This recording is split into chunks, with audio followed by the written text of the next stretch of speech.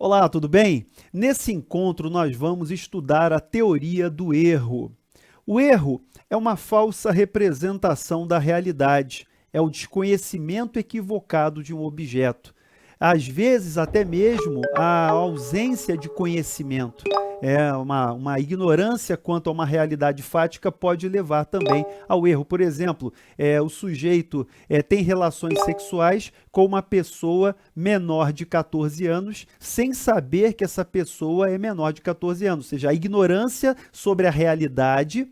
A gente não está falando aqui sobre a consciência da ilicitude, a gente está falando sobre aqui a consciência de um elemento do tipo penal, só que essa falta de compreensão de consciência diz respeito a uma questão fática. Então ele acredita que aquela pessoa tem maior idade, tem uma idade suficiente para consentir com o ato sexual, ele acaba praticando ali o ato libidinoso sem saber que aquela pessoa é menor de 14 anos. E aí você tem o que a gente encontra aqui no artigo 20 do Código Penal, no caput, que é o erro de tipo. Ok? Então vamos começar o nosso estudo falando sobre o erro de tipo, e o caput do artigo 20 diz que o erro sobre elemento constitutivo do tipo legal de crime exclui o dolo, mas permite a punição por crime culposo se previsto em lei. Então, o erro sobre o elemento constitutivo do tipo legal de crime tem como consequência a exclusão do dolo. Mas, dependendo do cenário, sendo vencível aquele erro e havendo previsão de modalidade culposa, ele pode ser punido a título de culpa. Então, se o dolo é a vontade e consciência dirigidas à realização da conduta prevista no tipo penal incriminador, para que haja dolo, é necessário um conhecimento idôneo sobre a situação retratada naquele tipo objetivo. Nós lembramos disso lá da aula do tipo subjetivo, sobre dolo que nós conversamos. Quando a gente, ao contrário, dirige a sua vontade ao cometimento de uma conduta baseada numa compreensão idônea, numa análise inidônea, melhor dizendo, numa compreensão inidônea, numa análise inidônea da realidade, com base aqui, é claro, num erro, no equívoco, então o dolo fica prejudicado como um todo. O dolo é prejudicado como um todo. Por quê? Porque se há um conhecimento equivocado da realidade, um conhecimento inidôneo da realidade, o aspecto volitivo também será afetado, ok? Então, o erro de tipo é aquele que incide sobre as elementares de uma determinada figura típica, como o caput do artigo 20 diz, sobre o erro sobre elemento constitutivo do tipo legal de crime. Então, o erro de tipo recai sobre os dados essenciais, os dados daquela figura típica, as elementares, os elementos que constituem o tipo penal. O erro de tipo, segundo a doutrina, é o reverso do dolo do tipo. Essa expressão é interessante. O erro de tipo é o reverso do dolo do tipo. Por quê? Porque o agente não conhece algum elemento que pertence ao tipo penal. Ele não conhece ou ele então representa equivocadamente acerca daquele elemento. Falta-lhe, portanto, a consciência de que pratica uma infração penal. Então, no erro de tipo, ele não sabe que está cometendo um crime. Ele não sabe que está cometendo o crime. Falta-lhe essa consciência. E por faltar a consciência, a vontade fica prejudicada, porque ele não tem a vontade de cometer o crime, já que ele não percebe, na situação concreta, a presença dos elementos que constituem o tipo penal. Ok? Então, o exemplo que eu dei há pouco, ele tem relação com uma pessoa, ele tem um ato libidinoso com uma pessoa que é menor de 14, mas pelo porte físico da pessoa, né, pela aparência da pessoa, ele não percebe isso, ok? E ele acaba se relacionando e o tipo penal objetivo fala de estupro de vulnerável, artigo 217-A. Só que ele desconhece, ele não percebeu esse elemento e, é claro, o dolo fica prejudicado. O dolo fica prejudicado. A gente vai distinguir o erro de tipo em duas hipóteses aqui. O erro de tipo invencível, que é aquele excusável, ou seja, o erro é inevitável, o agente naquelas circunstâncias não tinha como perceber, não tinha como evitar o erro, mesmo tomando todas as cautelas necessárias, não lhe era possível evitar esse erro, daí o nome erro inevitável, erro invencível, erro excusável, essa situação. Qual é a consequência do erro de tipo invencível? Ele exclui o dolo, não há dúvida que a consequência de todo erro de tipo é excluir o dolo. E ele não permite a punição a título de culpa, ele afasta também a responsabilidade culposa. Por quê? Porque aquela segunda parte do caput do artigo 20 só se aplica quando o erro é vencível, ou seja, quando o erro é evitável. Falando no erro vencível, falando do erro evitável ou inexcusável, nesse caso, se o agente tivesse atuado com a diligência normal exigida, ele poderia ter evitado esse erro, ele poderia ter evitado o erro objetivamente previsível. Então, em determinadas situações, o sujeito, né, pode ser cuidadoso. Me lembro de um caso de uma enfermeira que foi um caso de alguns anos atrás, que uma enfermeira, ali, uma técnica de enfermagem, foi fazer um procedimento numa criança e injetou, salvo engano, injetou álcool, glicerina, alguma coisa assim, em vez do soro.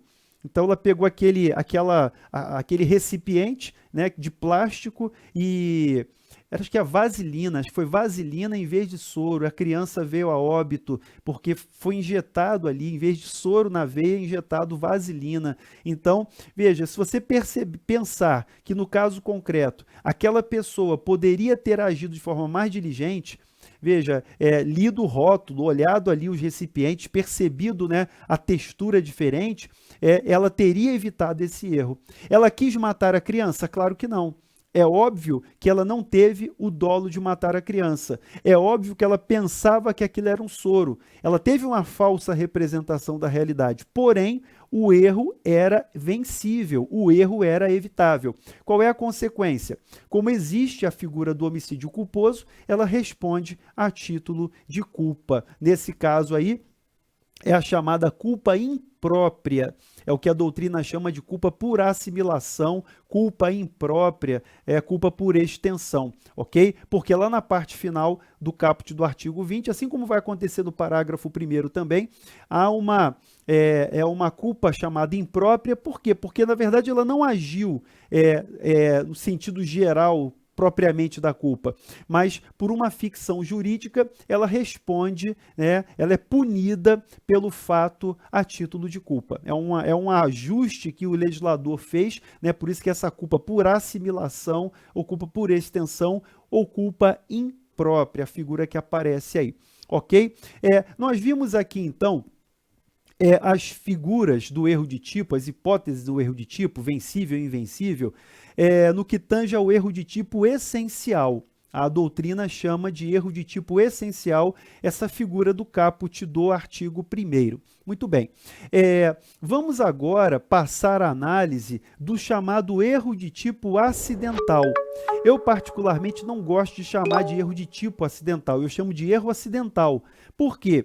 Porque o erro de tipo recai sobre elementos do tipo. Os erros que nós vamos estudar agora, que são erros acidentais, eles recaem sobre dados periféricos, não sobre o tipo. Então, eu particularmente não gosto de usar essa expressão, erro de tipo acidental, mas como a doutrina usa, vamos seguir aqui a nomenclatura doutrinária para não ficar diferente, e vamos chamar de erro de tipo, entre aspas, acidental. Muito bem, a primeira figura você encontra no artigo 20, parágrafo 3º do Código Penal, é o error in persona, erro sobre a pessoa. Diz o parágrafo 3º do artigo 20 que o erro quanto à pessoa contra a qual o crime é praticado não isenta de pena. O erro quanto à pessoa contra a qual o crime é praticado não isenta de pena. Não se consideram, nesse caso, as condições ou qualidades da vítima. Que vítima? A vítima real, senão as da pessoa contra quem o agente queria praticar o crime, a vítima virtual.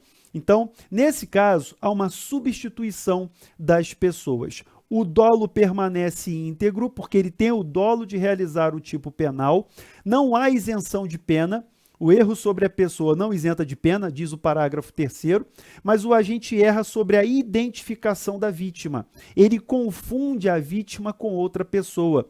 Ele quer matar o Arnaldo, mas ele acaba atingindo o Alfredo, que é o irmão gêmeo do Arnaldo, por exemplo. Então, ele prepara ali uma emboscada, o alvo dele é o Arnaldo. Pode isso, Arnaldo? Não, ele acaba atingindo o Alfredo, que é o irmão gêmeo do Arnaldo, por erro na identificação da pessoa, por erro na identificação da pessoa. Qual é a consequência? A classificação do delito em nada é modificada. A classificação do delito contra a pessoa, né, contra a qual ele queria praticar. Em nada vai ser prejudicada a figura típica. O dolo é de matar? Sim. Então ele vai responder por homicídio.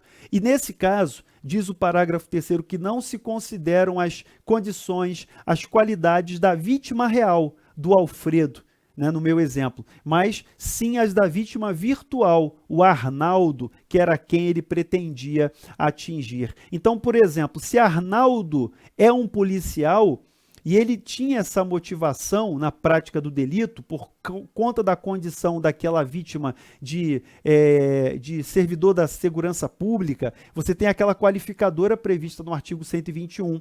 O Alfredo é um comerciante, mas a intenção do sujeito era atingir o Arnaldo. E dessa forma ele vai responder como se tivesse matado o Arnaldo, e aí vai incidir a qualificadora do crime praticado contra agente da segurança pública. Ok? Então tem que respeitar todas essas características da vítima virtual, dispensando, desconsiderando as condições da vítima real. Beleza? Muito bem. Tem um segundo erro que a gente vai abordar agora, que é o erro sobre o objeto. Error in objeto. Erro sobre o objeto. Essa figura não tem expressa previsão legal. Então, alerto que esse caso não tem previsão expressa na lei. Mas a doutrina aceita a ideia do erro sobre o objeto inspirada no erro sobre a pessoa. É a mesma lógica, só que nesse caso, o sujeito erra quanto ao objeto. Erra quanto ao objeto. Por exemplo, ele entra numa joalheria com a intenção de subtrair uma joia, né, que vale milhões, ele acaba subtraindo uma réplica que tem um valor muito baixo, ok? Não é aquele valor da peça original que ele pretendia subtrair. Então, ele não percebe, subtrai uma réplica em vez de subtrair aquela peça caríssima que ele desejava. Consequência, dentro dessa teoria, dentro dessa abordagem doutrinária, responde como se tivesse subtraído aquela peça original. Não se consideram as condições do objeto real, mas sim os do objeto virtual. Ok? Então, tendo vontade de consciência de praticar uma conduta típica ilícita, ele erra quanto à identificação do objeto, qualidade do objeto, o valor, então essa confusão quanto à identificação do objeto. Mais uma vez, o dolo permanece íntegro, não há que se falar em isenção de pena, ok? O problema aqui do erro sobre o objeto é exatamente a falta de expressa previsão legal, mas tem sido aceito pela doutrina e pode aparecer em prova, obviamente. Muito bem, vamos à terceira modalidade de erro acidental, que você encontra no artigo 73 do Código Penal, que é o erro na execução, aberratio ictus, quando por acidente ou erro no uso dos meios de execução, o agente, ao invés de atingir a pessoa que pretendia ofender, atinge pessoa adversa, responde como se tivesse praticado o crime contra aquela. Não, é nesse caso, né? Ele erra na execução e atinge uma pessoa que não era aquela que ele pretendia originalmente.